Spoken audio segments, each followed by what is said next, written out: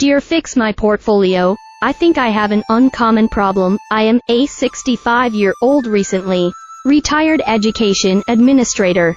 I think I might have saved too much in retirement accounts during my working years. Here's my situation. Minimal pensions. Less than $15,000 per year. Not inflation adjusted pre-tax amount of $900,000 in a fixed annuity paying 4.5% interest, from which I can withdraw a maximum of 20% per year, $3.5 million in an IRA, invested mostly in equities, $270,000 in a Roth IRA invested most in equities, $1.3 million in a brokerage account invested in mostly equities, $150,000 in a savings account, which I use for my expenses, $150,000 in a money market paying about 4.2% for emergencies or possible house purchase. Miscellaneous other pre-tax $457,000 accounts amounting to about $100,000. I have no debt at the moment and annual expenses of around $100,000 per year. I am told I am going to have a RMD disaster when I turn 72. I am having trouble increasing my spending. After all of these years of saving, I don't know what to do. Thanks NJ Zoom. Dear NJ Zoom, congratulations on your retirement.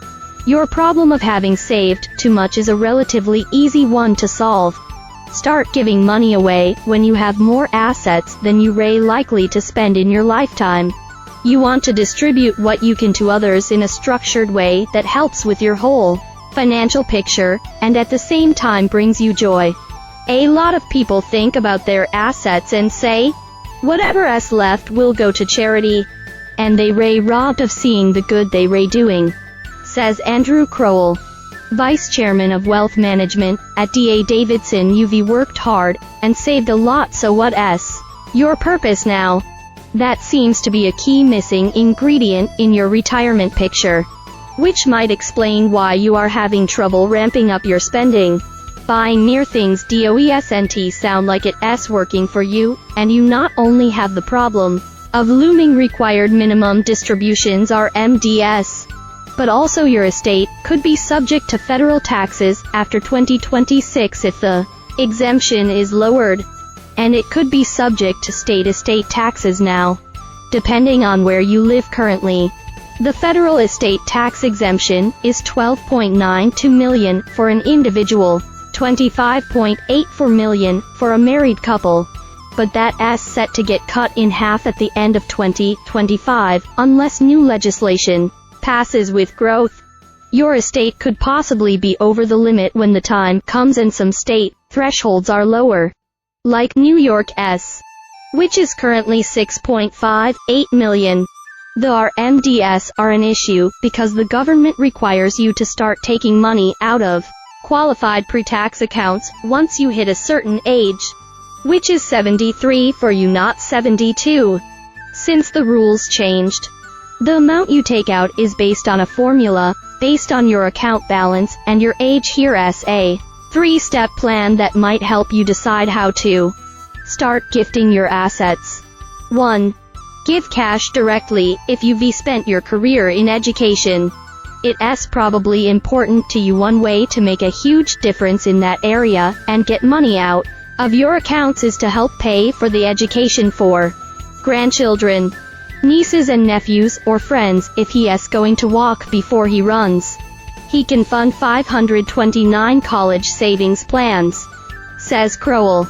He has enough liquidity in his brokerage account, so I'd do that first. You can front load up to 5 years of the $17,000 annual gift limit into a 5 to 9 plan, which amounts to $85,000 per recipient. And you can double that if you have a spouse. Crowell had one client who was recently widowed and wanted to help her grandchildren and reduce her taxable estate, so she refunded accounts for 11 grandchildren. You can also just outright give up to $17,000 yearly to individuals in your life.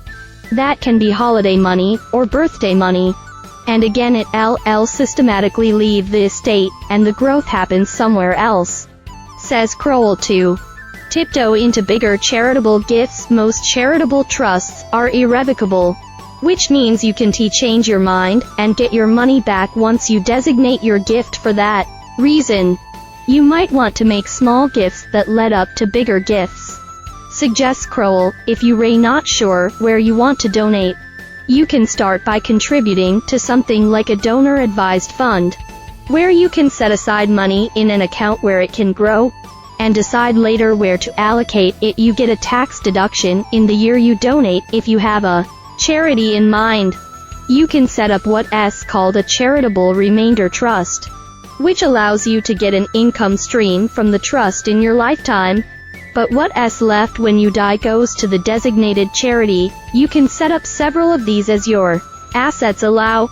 You might actually want to focus more on your fixed annuity and how you are going to manage that as an income stream, because you funded that with pre-tax dollars. As you pull money out, it's last in, first out. Every dollar coming out will be taxable income.